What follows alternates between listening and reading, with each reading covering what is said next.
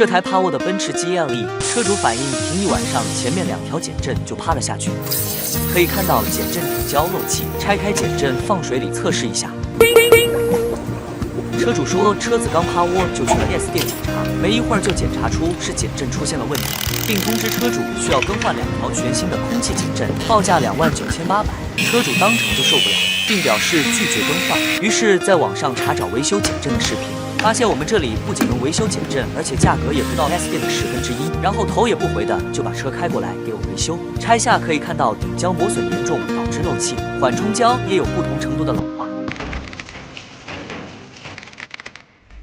首先换上新的顶胶，并将它扣压回去，然后师傅就会拿出新的皮囊，利用奔驰的专用扣压模具将减震扣压回去。视频都看到这里了，不妨点个小红心支持一下，有你们的支持就是我们手艺人最大的动力。每次扣压完成都会仔细检查一遍，随后师傅就会按照原厂的顺序组装回去，不到1盏茶的时间就维修好了。重新下水检测，已经不漏气了。